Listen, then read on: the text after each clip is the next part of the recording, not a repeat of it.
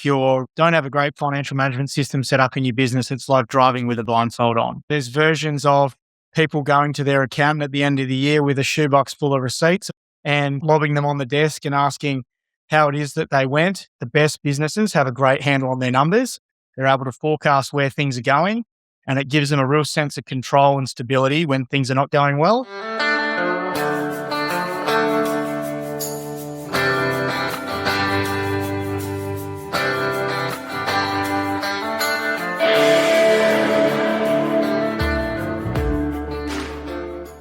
Welcome to the Profitable Farmer podcast, where we share stories and tips to help you run a better farming business and create your very own freedom farm.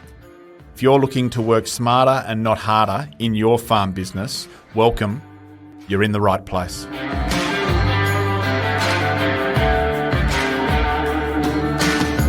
Well, g'day team, it's Sam Johnsson here. I've hijacked the podcast this week from Hutch. He's off gallivanting around the countryside having a skiing holiday in Austria, so we're all thinking of him. But I've got joining me today 4 incredible farm business owners and business owners in their own right. 2 of them are running really successful farm businesses, and that's their primary focus. The other 2 run really successful farm businesses, but also are amazing bookkeepers. And I want to talk about this important thing about creating a financial system for your business. And what we see time and time again is that the best businesses have a great handle on their numbers. They're able to forecast where things are going, and it gives them a real sense of control and stability when things are not going well. And it allows them to optimize and maximize the profit when things are going well. So I'm really looking forward to this conversation today.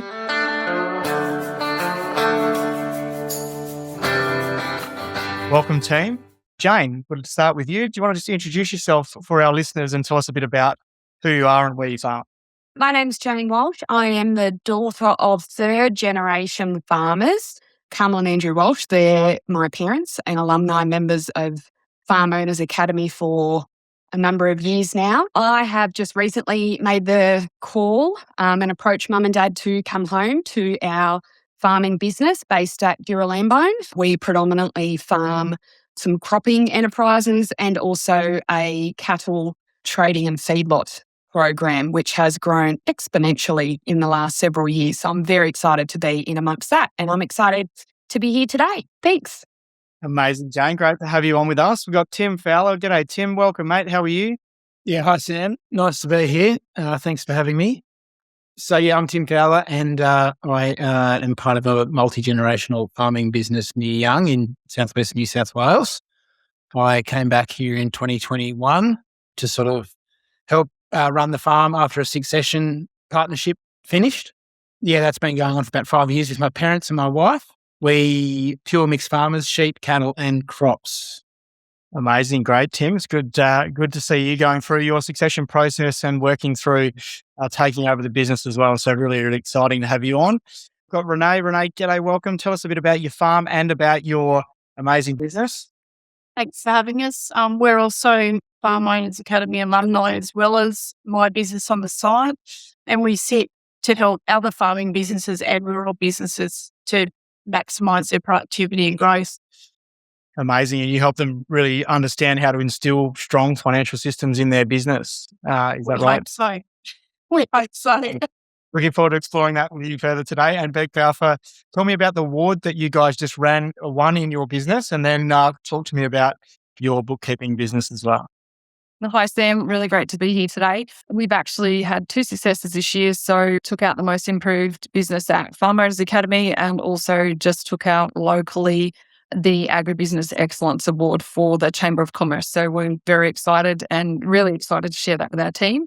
So for those of you who don't know me, I'm Bec Balfour, Director of Rembiz Bookkeeping and Financial Fusion. And I also sit as the CFO for Max Heath, which is our agricultural enterprise. So we're cropping, sheep, and also do agricultural contracting. So it's very good that we have that background at home as well. So I can use that in my business to support other agricultural businesses, because I suppose we understand what they do because we're doing it firsthand ourselves, and also help to give them insight around their numbers so that they can get clearer direction.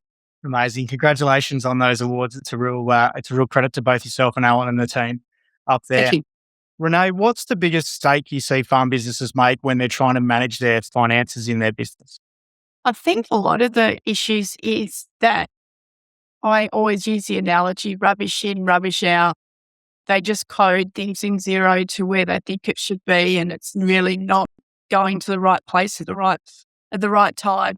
So you're only going to get rubbish out the other end. It doesn't matter whether it's going into Xero or it's going into Figured. It's just going to be a jumbled mess. It's really important, isn't it? That data. Yeah. Yeah. So that it's consistent. Everything's going into the right place consistently to the same place. Awesome. Bec, what about for you? What do you see in addition to what Renee just shared?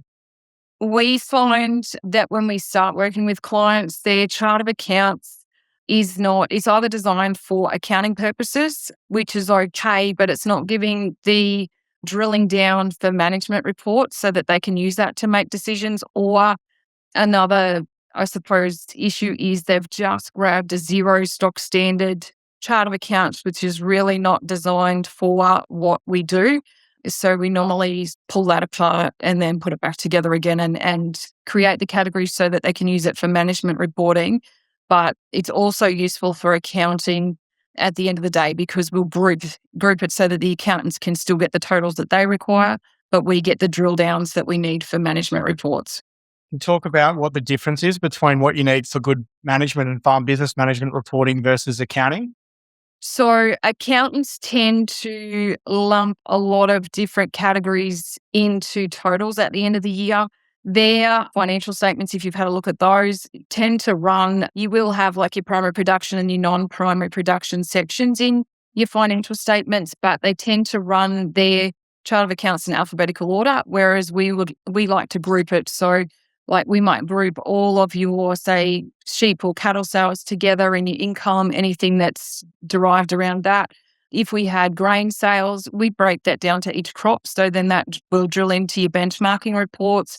But then when we get to expenses or direct costs, we'll actually group those. So let's say repairs and maintenance. We want to know, drill down whether that's plant equipment, whether that could be farm maintenance. We want to drill down on that further, but we'll give that repairs and maintenance total so that the accountants can get that. It probably just is finer details, so it gives you more clarity around those numbers. Excellent. I always give the analogy that the accountants want the $100,000 where we want to know that that's 100 head of sheep sold for how many. Yep. That's the difference. Breaking it back to that decision making so that you're clear on what the assumptions are or the things that are happening in the paddock that link to those numbers in their chart of accounts. Yeah. Right. Yeah. Tim, from your perspective, before you had proper financial management systems in place, what frustrated you the most about the way the financial side of your business worked? Yeah, good question. I suppose when I came home, we'd done some training in, improving financial systems within the business. Because effectively after the succession, the original succession, it was a new business. So we could sort of recreate things the way we wanted to. We got onto Xero pretty quickly and started developing it there. And then soon after that, I guess, was settled and we felt that was working well, we moved into Figured. And moving into Figured, just as Bec has just mentioned, allowed us to see a great level of detail, allowed us to record everything that we'd sort of sold and spent in a great level of detail. And therefore, that improved sort of analysis of performance in each enterprise and enabled us to compare things as we were going throughout the year or at the year's end to see how those enterprises really stacked up. And it also allowed, obviously, for us to forecast what we might think happens and where we were going to spend money the next year to see how we might need to, shift and move decisions. So it's been really good for us.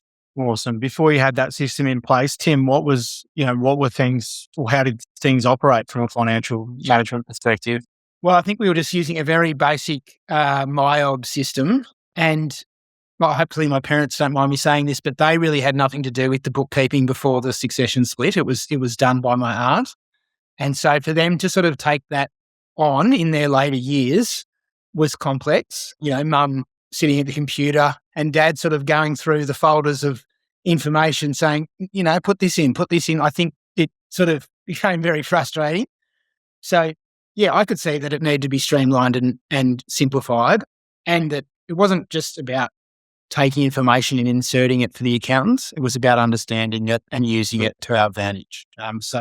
Before it was probably what any sort of simple farmer might have done previously, like because these software systems have advanced over the last 5 to 10 years. But it's definitely improved things since then. Nice one. And Jayne, what about for you?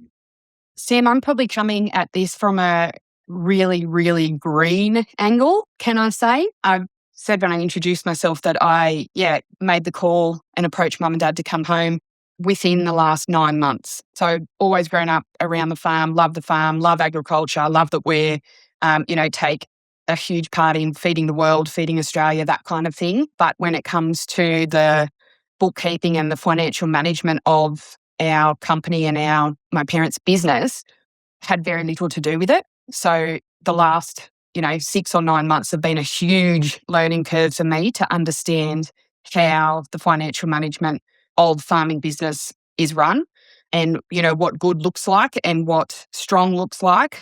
For me, I believe that using knowledge to your advantage, and I think having strong systems around you helps with that. And I can really, really see that. And I can really see how systems like Figured, like Xero, like MyOb, any of those systems really support that decision-making for farm owners. Your parents had fairly good financial management and systems in place when you came home, Jayne. How's that helped your transition into the business?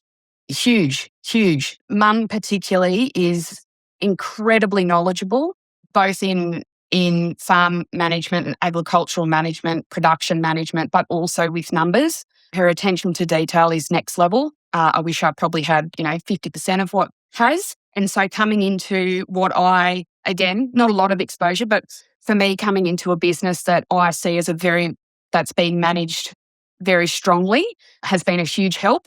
And so I think the systems really support that. And the knowledge and the training behind that has been huge for me. Amazing. Thanks, Jayne. So team Bec and Renee, you probably have experienced this, but there's versions of people going to their accountant at the end of the year with a shoebox full of receipts or to their bookkeeper and lobbing them on the desk and asking how it is that they went. And they're looking backwards. If that is kind of, a case that plays out for people, can you just take us through what's the difference between that and what good financial management looks like in a farm business?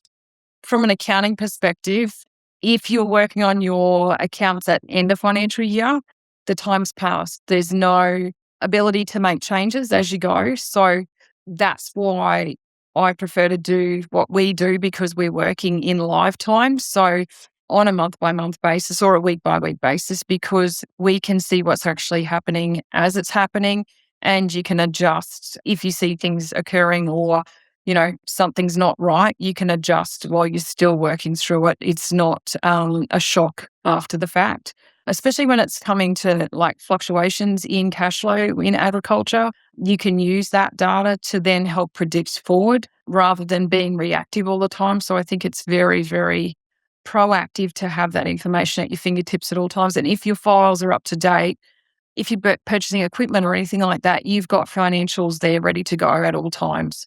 You know exactly where you stand. I totally agree with Bec. It's better to be proactive than reactive, and it's easier to make changes after a month than 18 months down the track. You talked about before, Renee, the importance of like clean data and it's black box, bad in, then bad out type thing. What are the steps to getting clean, reliable data in your farm business?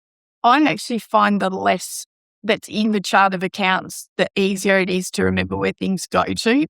If you've got a massive big chart of account, it's remembering where everything goes to every second time you're trying to code to. So the less there is, there's less mistakes to make. Awesome. Thanks, Renee. Bec, do you have anything to add on that? Yeah, definitely. Simplistic's better. You don't need a chart of accounts account for every last finer detail. It is very practical to have multiple for certain items that you want to drill down on, but you definitely don't need accounts for everything. Awesome. Let's talk about the rhythm or creating a financial rhythm in your business. We talk a lot about the system and thinking over the 12-month period of what it is that you need to get done to be able to be on top of these things, the habits that you need to create. Bec, from your perspective, what are what is the rhythm that a business owner needs to get into to be really high performing in this space? I would say that if you're doing DIY bookkeeping, that you at least touch everything once a week. So if you're missing any data, you're only going back a week. Like, you're not sitting there trying to find a month's worth of missing documents, always finishing it off at the end of the month so you know where you're at, whether that's working with a bookkeeper or, if you're doing it yourself. Don't leave it till BAS time, because then you've got 13 weeks to catch up on. Those documents are missing, and the mindset around that is probably what stops you getting into it and actually getting it done. So I think if you break it down into small bite-sized pieces and build that into your week as a smaller task, that rather than try and tackle a big task at the end of a quarter. Excellent. Renee, did you have anything to add to that? Yep. So much technology out there now that it makes it so much easier to send documents through to, like HubDoc, and you can have it on your phone and it automatically will go through. So you're not going to lose any of your documents. So take advantage of the technology that's out there to make it easier for you. Because most of the time people think it's harder to sit down and do it all, because they've got to then search for everything through their email box. So if you can have them forwarding through to your Xero or forwarding through to your HubDoc instantly, taking photos on your phone as soon as you get a fuel receipt or something, and it goes straight in. You're not looking for something, so it doesn't become a hard job to do. Awesome. So I think there's a good lesson in there, team, about the system that sits around this. And if you can get the system set up, it makes the processing a lot easier. And that's your job as the business owner, is to build the system that supports this, and then to get the right people around you to run the system. So from my end, it's at a minimum, it's monthly reconciliation and tracking of your budget to your actuals in your business. Ideally, you're doing that weekly, as Bec said, because you can pick things up earlier. You're forecasting and reforecasting the business over that period, and then you're looking at least on an annual basis, how have we gone? Profit and loss balance sheet, how have we gone in that last 12 months? Are we on track, and are we progressing in the way we want to, or are we not? And we're using those KPIs and benchmark numbers to predict forward.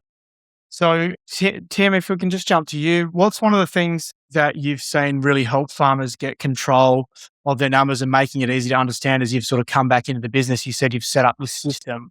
What are the things you've done to kind of make it easier for you to manage this?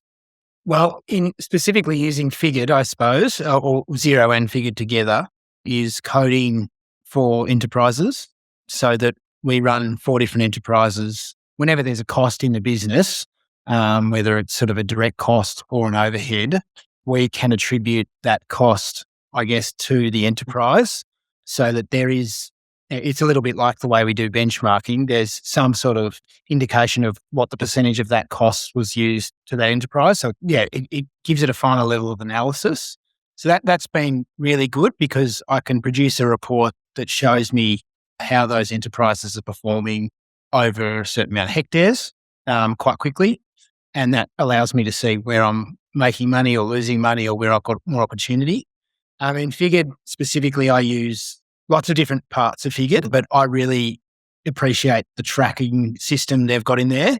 So we can track and forecast all our livestock sales for, 2 to 3 years, or however long you want, really.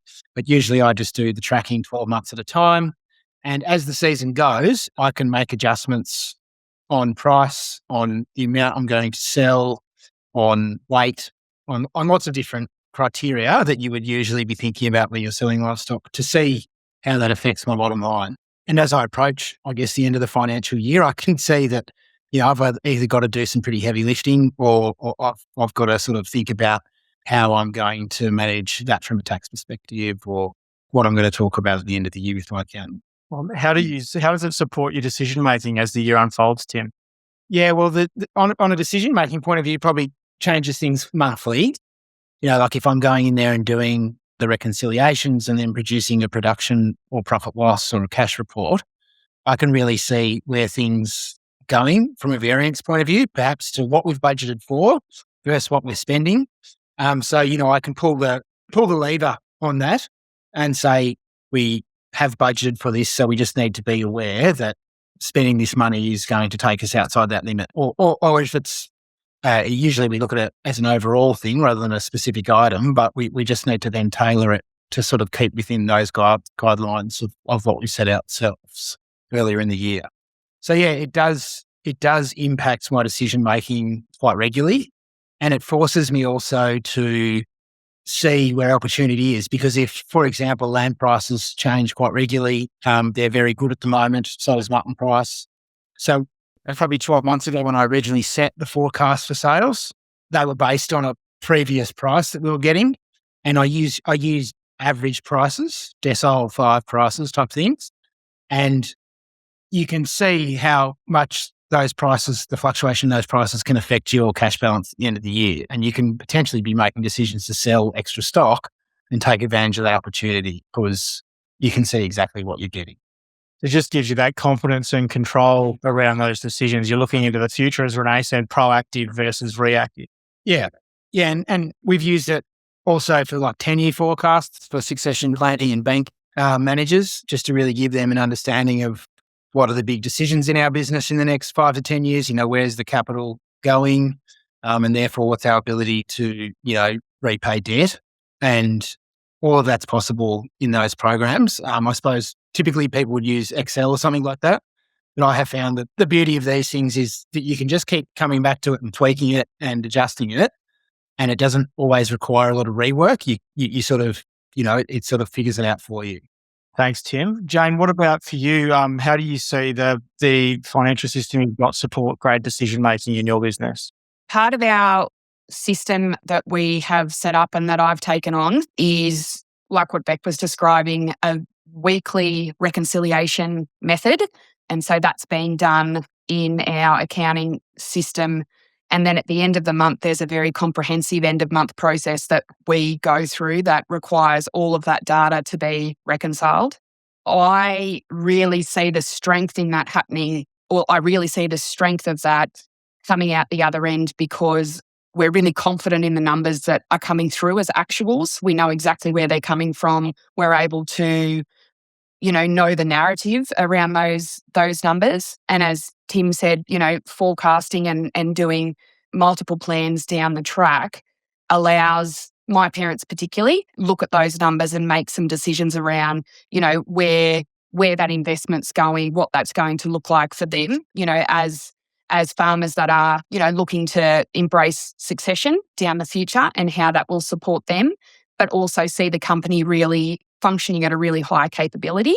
I think that the reporting systems that are available to us, either through our accounting system and or figured in the case that I'm, really enjoying at the moment, those reports that are coming through just really narrow down and highlight where we need to focus, where we need to have discussions and be proactive. And I know, a lot of the topic today is about being proactive and not being reactive. And that's something that I'm really passionate about. So, having those assumptions turn into reality and being really confident in that's sort of how I see a strong financial management system in place, that we're able to then have really have a lot of confidence in our numbers that we're seeing come through, and also that our projections are being very bloody close to what's happening. Can you just talk about that, go in more detail on that assumptions piece, Jayne? Because what you said is really useful for people. So what does it look like when you build out a cash flow forecast for your business? And can you talk about what that looks like? It's not just numbers, on line items. Take us through the process of actually getting to a forecast that you use in your business. Yep. So for me in Figured, I really, really have only, let me just say, I have only just learnt Figured, have only just learnt how to use Figured through the partnership and training program with farm owners and Figured. Very grateful for that. So I probably did that, 6 months ago. So I've really only had 6 months under my belt of learning how to use Figured. What I have really enjoyed about Figured is doing the forecasting based on what our production assumptions are going to be, whether that be, we're facing a pretty dry year, so likely not going to get rain, likely not going to get the harvest and the yields that we possibly might have had we had more rainfall. I can actually do all of that through that forecasting and that projection. So they're my assumptions or our assumptions based on the weather. I do some assumptions based on prices. As I said at the start, we run cattle. So we've got cattle coming into the paddock and we've got cattle going into a feedlot and we've got cattle coming out. So there's lots of little price points in there that we can make decisions about, what is the best move for our animals, and utilising that forecasting method of punching in a few numbers to give some weight and support the assumptions that are being made really helps with that. That's what you mean, Sam? That's Absolutely. how I've been doing my forecasting to go, if we're in a couple of years' time and this is what we're aiming towards, are we doing all the right things now to get us to that place? Yeah, Renee and Bec, I'm keen on your insights in this as well, having helped a lot of businesses kind of understand their numbers better and get this in place. But I think what we see often is that when you start building out your forecast properly from the key assumptions that sit in there, it just gives you a real understanding of what's driving the business. And you can just adjust those assumptions as the season unfolds and look at the financial impact. And it gives you real control over the leaders you actually have rather than getting lost in a sea of numbers. So, Bec, Renee, what are your thoughts on that? I normally start with doing the planning, particularly on the cropping side of things, on usually a decile 3 or a decile 4 rainfall. It's hard to do it on a decile 2. I don't think there's not many businesses that would be profitable on the decile 1 or 2, even though we've all been through that in the last 12 months. So normally, start with what those projections would look like on a tonnage rate and put them in as the year progresses. If it's looking wetter, then we'll do a snapshot to change that projection forward and see whether we need to spend some more money if that's where it's looking to be, and we'll plug that extra urea in or those extra sprays in of what we need to do. But I always like to start my projections at a bare minimum of where the business will cover costs. Just from our perspective, like originally prior to these platforms becoming available, so we're running 6 entities that used to run on a monster Excel spreadsheet, which was hugely time consuming to get your budget versus actuals. So look, the cash flow programs have come a long way, and Figured has especially nailed it for agriculture. So we do use a variety over different industries, but having that production model and to be able to forecast those productions. And like Renee said, if you're budgeting on what you think is going to be your minimum yield on your crops, you can take that snapshot and you can adjust as you go. If, you get the rainfall that you were predicting and it actually pays off and your yield looks higher, we can adjust that on the fly and go. So even down to our sheep, like if we're estimating what our lambing is going to be for the year, if we're saying, okay, we're hoping for 120% lambing, we can base those forecasts on that. If it looks like when we do preg scanning that it's going to change, we can do a snapshot and we can adjust those forecasts. So look, it's come a long way since when we started doing cash flows, and the information that's available to us and the reporting that comes out of it is absolutely fantastic.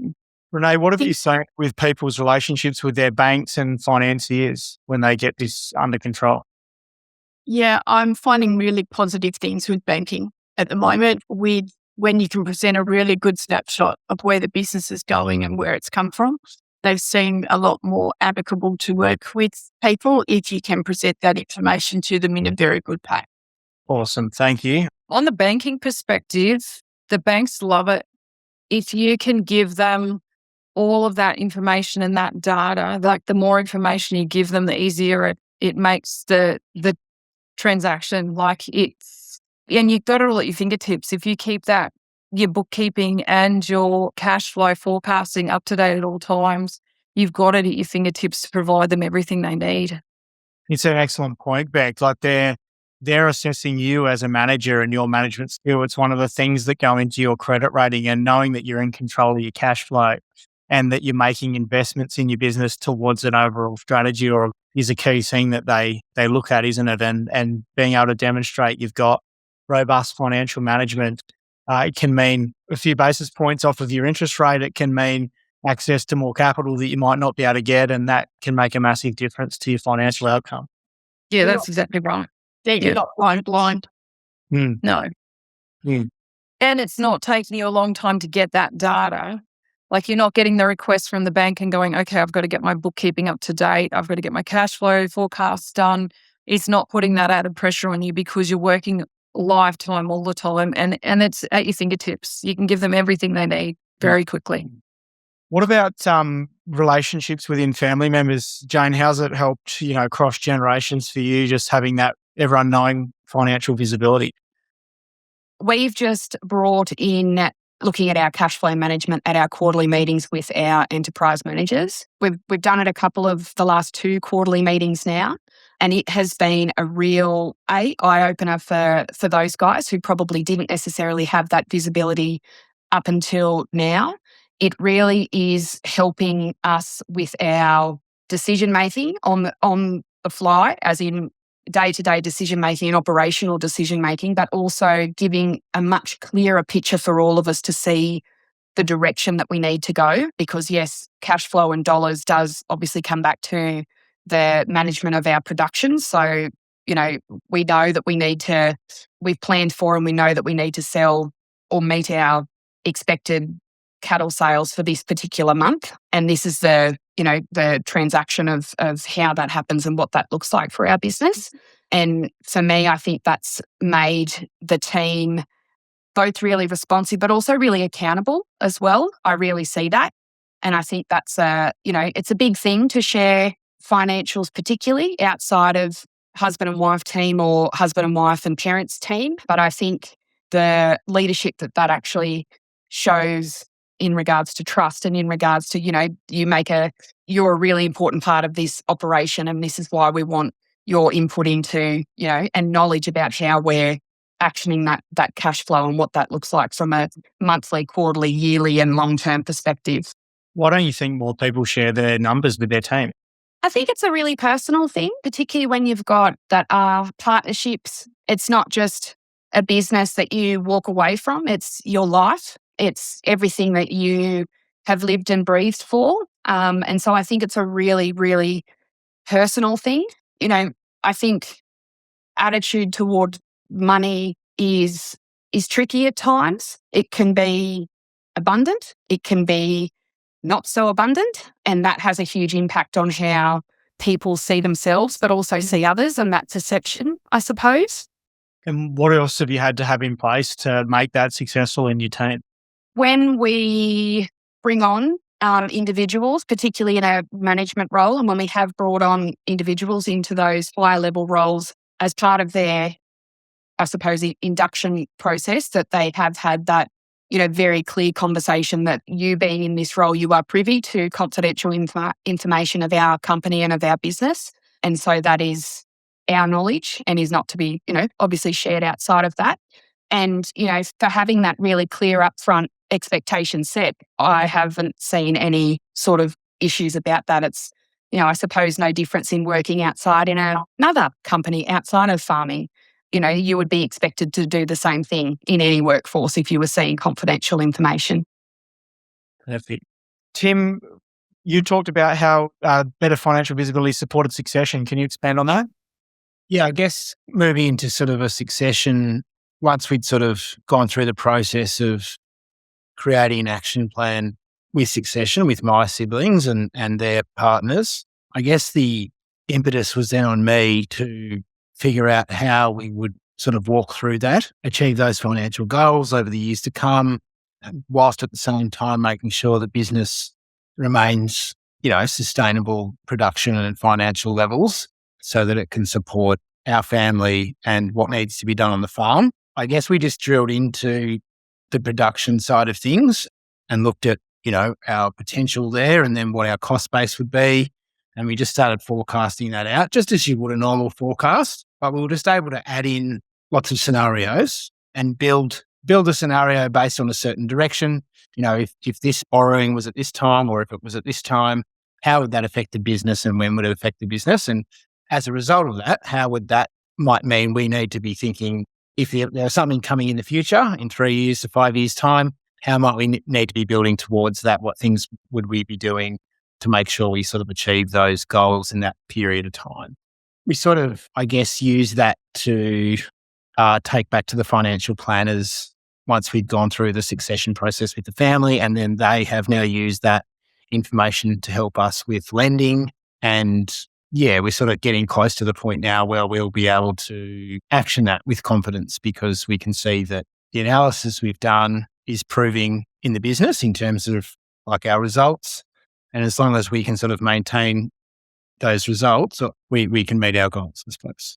It's a really great way to use forecasting and good financial analysis in your business, Tim. And I think one of the things that I'd like everyone to take away from this, you've got your strategic plan, which is where you're trying to go and your goals and your direction. Your forecast or your financial system is just predicting forward, the investments that you need to make and the financial steps to get to those goals, isn't it? So it's a really great example of how you use that forecast to kind of work towards a longer term goal. I think just on that point of you're right. Like there was the process that I went through was I took some of the information from farm owners about forecasting, like for deciles, and what the gaps are, and in terms of price and rainfall and, all those things. So there's lots of variability there. And because we're running 4 enterprises, I guess there is the intention behind that is to avoid having everything in one basket and having some spread of risk. It does create its own problems as well. But what we're able to, I suppose, show with that forecast is, where the bottom can be if everything's at the bottom, and then where it is at the middle, and then where it is at the top. But where what usually happens is they're all a bit like this.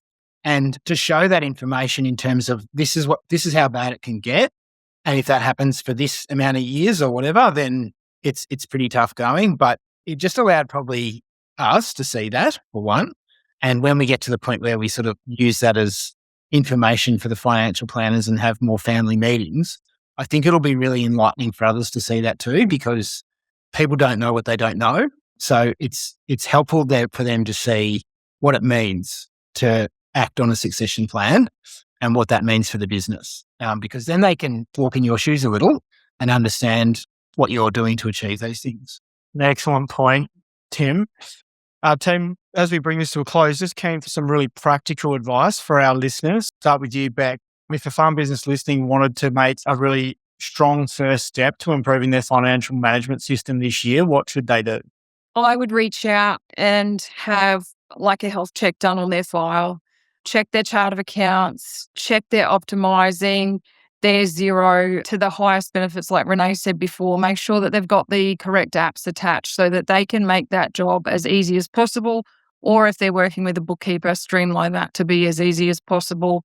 Then it takes, I suppose, the onerous task out of actually doing the bookkeeping and keep it up to date. So make sure that you've optimized it to its full potential and make the job as easy as you can. Great advice. Thanks, Bec. What about from you, Renee? What would be a strong step people would take? Thing that I always recommend to people is your budget to actual report and your cash summary report. Know exactly where they're up to at any point in time. If you don't know where they're up to, then your business doesn't have any direction. Great point. And that would be the trigger if you're not doing it. They're the 2 places to start. Absolutely. Perfect. Jayne, what about for you? What would be a strong first step? I think having a very, very strong weekly and end of month system and process in place that anyone can pick up, whether it's someone new coming in or someone physical coming in or someone virtually coming in, that helps you with those processes. So for me, the danger is the information that's only in someone's head, because we're not mind readers to start with, and it's really tricky to keep a system flowing if not all the information's made available. I think, having those checklists and having those processes, really strong processes in place, and having expectations set in how you expect that information done, whether it is an entry into your accounting system or into Figured or into a spreadsheet for planning or whatever that looks like, that's really clear and well communicated. That's really important. Amazing. Thanks, Jayne. And Tim, what about for you? Yes, I agree with what everyone said. I think they're really great points. I think context of your own position and skills here is really critical. You're going to have farmers listening to this and other people, obviously, from all walks of life. ages, skill levels, backgrounds. And I think people can find doing some of this stuff quite confronting, and perhaps making that first step can be scary because they don't know what they'll see behind the wall, and they're sort of relying on their accountants to tell them some good news, like, the box of receipts example at the end of the year. So they just leave it. But I think probably my bit of advice was, if you don't feel comfortable doing it, there are great businesses and tools out there that can help you, and you don't have to do it on your own. You can employ people to help. At least you take that first step until you get comfortable. Because I think once you've got these systems in place, like Bec and Renee and Jayne have talked about, even if that requires some assistance to get you there, you probably will feel that confidence grow. Once you've got that confidence, you'll probably be feeling more comfortable to keep going. But building that confidence with help is probably the first step. Yeah. Great advice, team. I think about it like, if you don't have a great financial management system set up in your business, it's like driving with a blindfold on. And at some stage, you're going to have an accident, or you're going to get pulled over and arrested. No one's going to arrest you in business for driving with your blindfold on, but you could be headed for a hell of a mess. And as the business owner, it's your responsibility to make sure the business is profitable. It's your responsibility to make sure your finances are accurate and up to date. Even if your accountants lodge stuff for you, it's still your responsibility to make sure that it's being done correctly. And it's your responsibility to get the team and the people around you to support you to get that in place and operating well. So just wanted to leave everyone with that if you're feeling like it's not up to scratch at the moment, you have everything you need to take action on that. Everyone who is good at numbers has learned it at some stage. They weren't born that way. It is possible to become highly proficient at financial management in your business, and it is possible also to build a great system and team around you. So team, thank you so much for what you've shared today. I've really enjoyed our conversation. Hopefully for those out there, giving you some inspiration in terms of what's possible and some of the systems that might support you to do that really efficiently. And then Renee, just to give you a plug, if people want to learn more about your business, how do they best get in contact with you? Yeah, they can send us an email on renee@rnbusinessconsulting.com.au, or find us on Facebook under the same handle. Amazing. And Bec, same question, if people want to get in contact with you for more support, how do they best do that? Yep. So email again, admin@renbiz.com.au, or via the website, or via Facebook as well. Awesome. We'll put those details in the show notes, team. Thanks again. Bye for now.